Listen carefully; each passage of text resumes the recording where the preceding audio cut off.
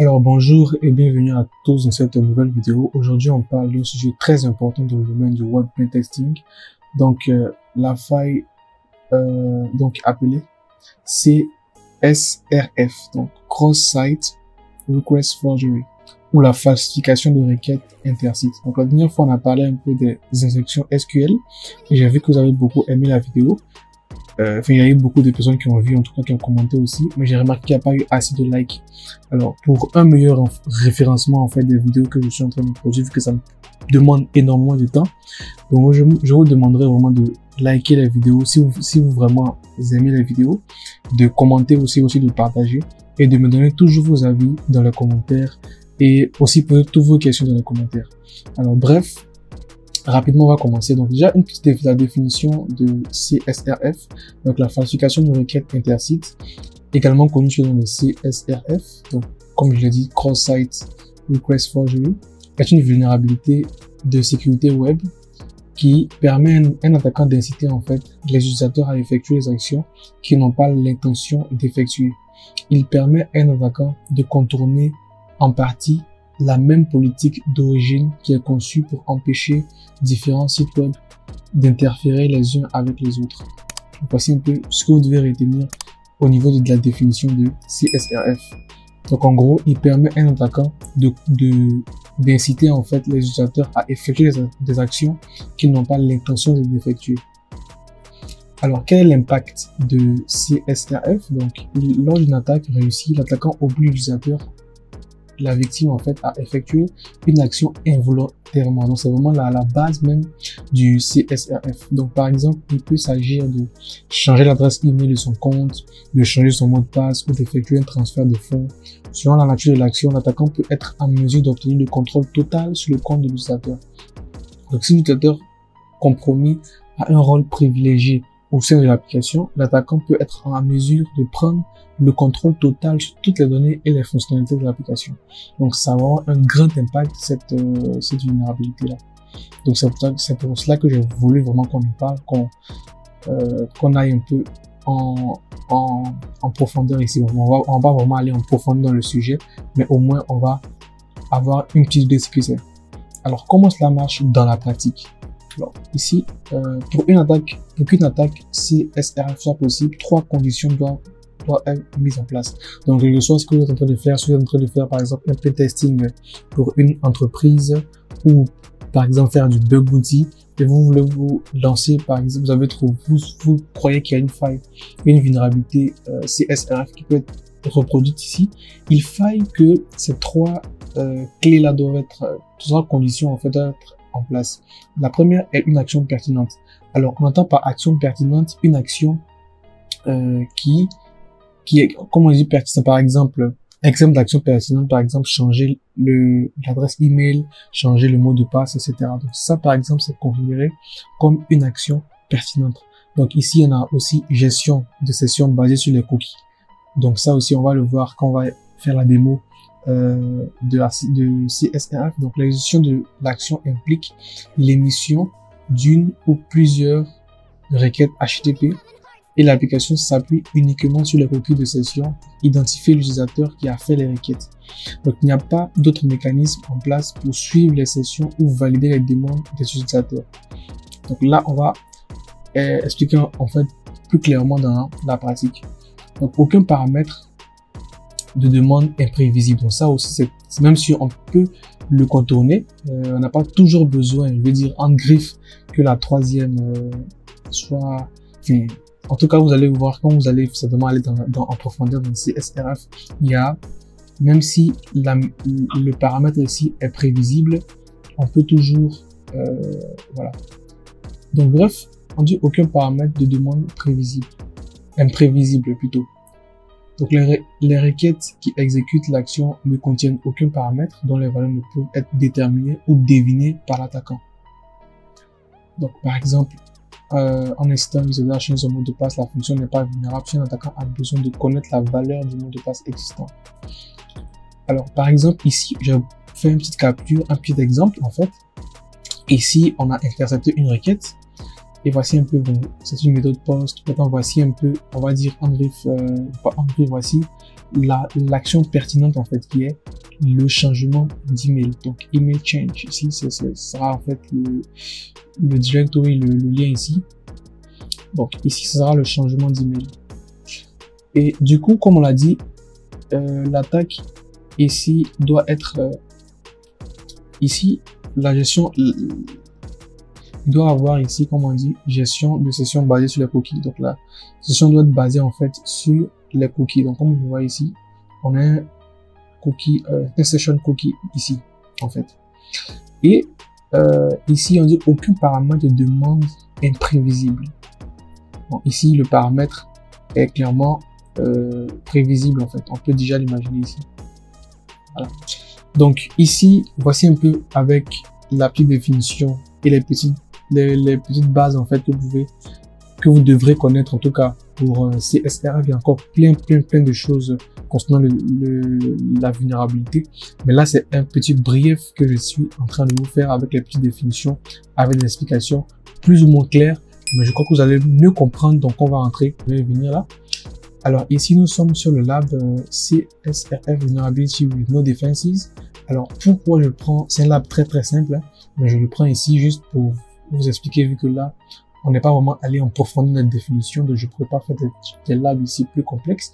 Alors j'aime beaucoup utiliser les labs de CSRF, plutôt de post que vous faites la démonstration, parce que c'est vraiment bien designé, c'est vraiment, voilà, ça me plaît vraiment la manière dont ils ont designé et ils ont structuré en fait les labs.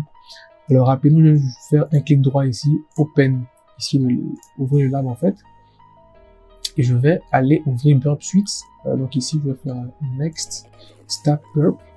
Alors le temps qu'il va charger, alors je patiente. Okay. Donc ici on a notre application web avec notre exploit server ici. Donc ici alors, je vais mettre ça là-bas, ok.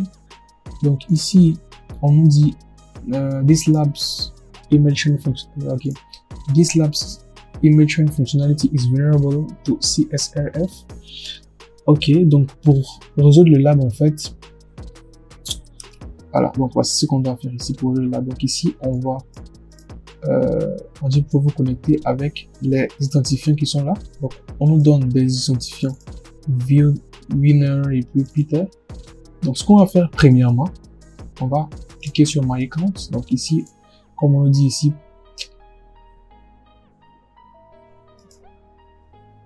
ok, on doit se connecter avec les identifiants et tac.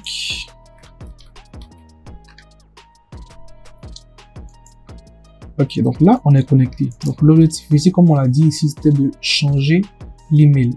Donc ici on essaie de performer, d'effectuer en fait une attaque ou d'exploiter donc une vulnérabilité CSRF. Comme on nous a dit dans le lab, ici dans la situation du lab, on dit que la fonctionnalité email change est vulnérable. Donc ici on va inciter l'utilisateur viewer à changer d'email.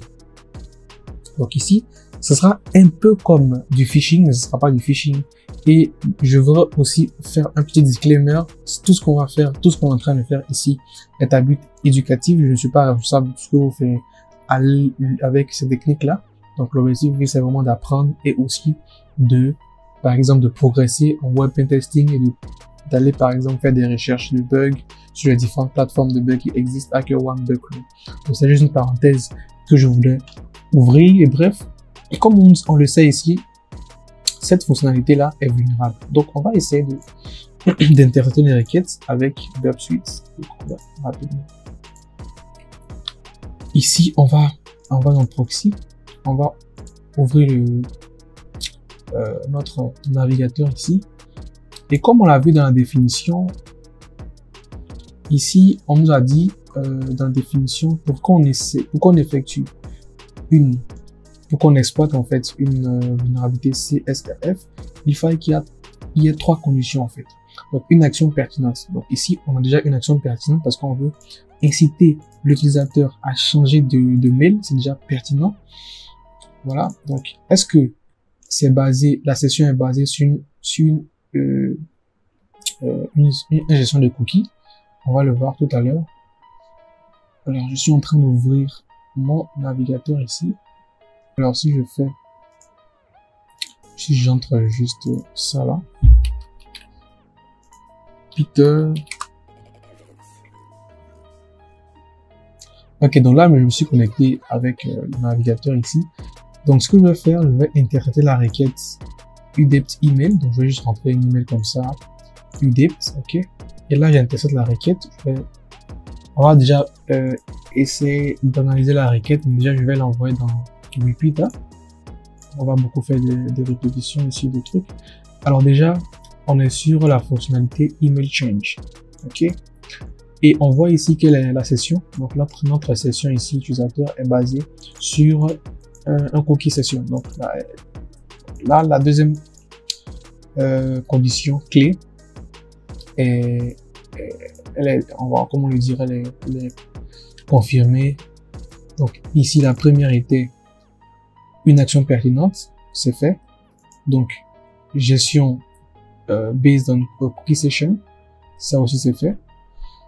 Et la troisième, c'était donc non-unpredictable. Alors ici, la première, c'était aucun paramètre de demande imprévisible. Donc ici, l'email ici, l'attaquant peut prédire tout. Il peut prédire comment l'email sera en fait. Tout ce que, comment un email peut être. Ça peut être hackinfo21@gmail.com. Ça peut être n'importe quoi. Un email est prévisible. Donc ici, la troisième condition aussi, c'est fait. Donc ici, on peut donc exploiter notre vulnérabilité CSRF. Donc toutes les conditions clés sont ici sont possibles. Alors maintenant, qu'est-ce qu'on va faire? On va juste aller dans proxy, on va juste faire un test off et on va revenir ici. Alors, ce qu'on va essayer de faire, c'est comme on le dit, hein, c'est d'inciter en fait l'utilisateur à effectuer une action qu'il n'a pas l'intention d'effectuer. Donc, en l'occurrence ici, changer son adresse email, n'est-ce pas? Donc, ce que je vais faire, je vais écrire un payload. Je vais écrire un payload en fait et que je vais envoyer à l'utilisateur. Et quand l'utilisateur va cliquer sur mon lien, automatiquement, ça va changer son email ici. Comment on va le faire? Donc, je vais aller dans je vais ouvrir donc nouveau ici VS. Alors donc je vais créer un nouveau fichier ici que je vais appeler csrf.html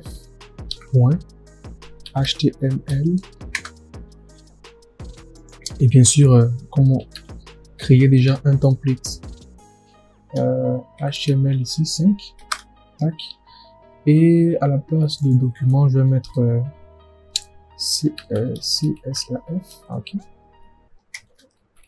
Tac. Ok, donc là, j'ai un document simple HTML, donc je vais créer un petit texte en haut ici. Alors, je vais mettre par exemple hello user. Donc, normalement, c'est ce que la victime en fait doit voir, hein, tout ce que vous voyez là. Maintenant, on va créer notre script. Donc, déjà, on va créer un formulaire, vu que nous sommes sur un formulaire. C'est là que toutes les modifications se font. De tout ce qui est ici. Donc, on veut changer l'adresse email. Donc, on va utiliser donc la balise form. Donc, on aura l'attribut action dans laquelle en fait dans la balise, dans l'attribut plutôt dans lequel se trouvera le lien. Donc ici. Et on aura aussi la méthode. Ici, la méthode, c'est bien sûr la méthode post. Donc, je peux même déjà l'écrire, la méthode post. Et un ID, vous pouvez créer n'importe quel ID. Moi, je vais mettre csrf-form par exemple.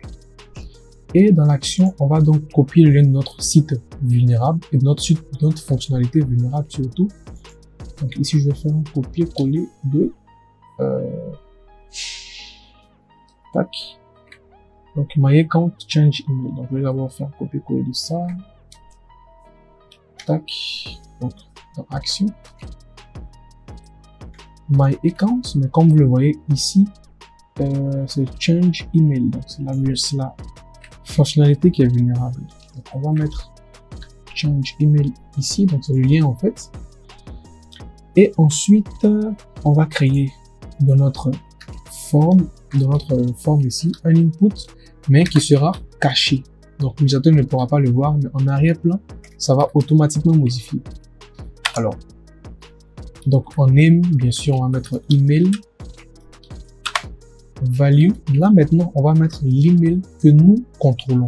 Donc c'est par exemple hackinfo21@gmail.com par exemple. Ok. Et voilà. Donc je sauvegarde ça. Et pour finir, on va maintenant écrire un petit script JavaScript qui va valider en fait notre formulaire. Donc ici, avec la balise script, je vais faire documents.get element by ID. Alors quel ID? Donc c'est CSRF form ici, l'ID là. Donc il va aller chercher l'élément dont l'ID est CSRF form dans le HTML. Et qu'est-ce qu'il va lui faire? On va appeler la fonction submit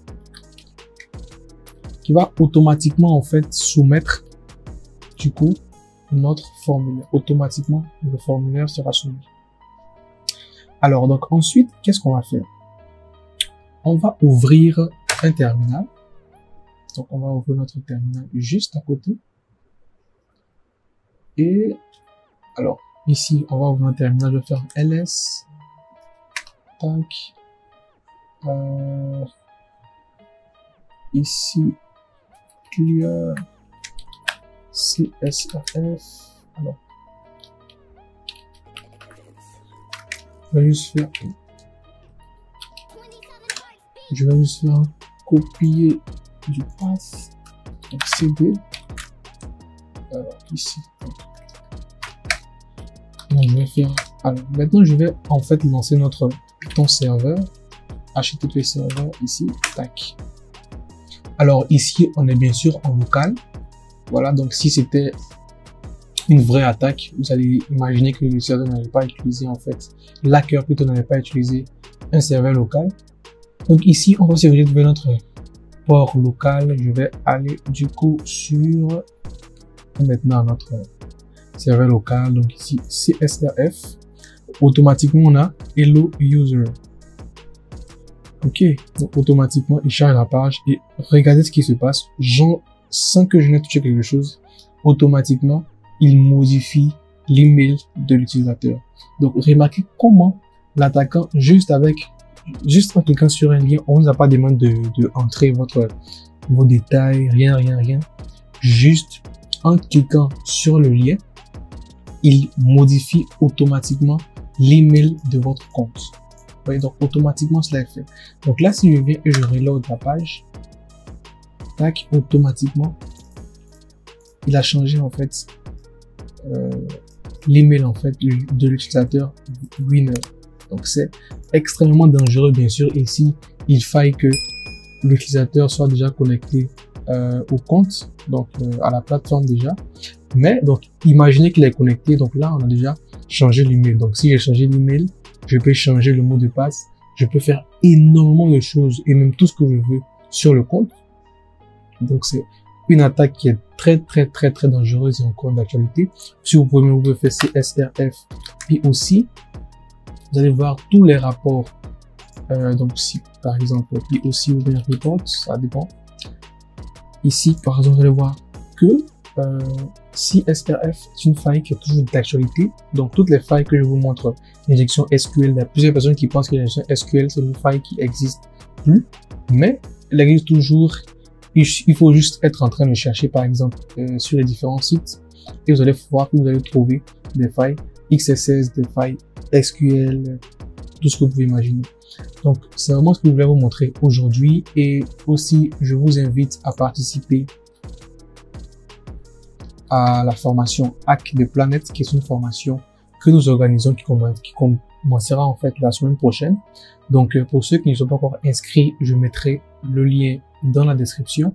C'est une formation qui est vraiment riche en modules. Donc il y a énormément de modules, je crois plus de 23 modules. Donc participer, elle ne coûte que 10 000 francs.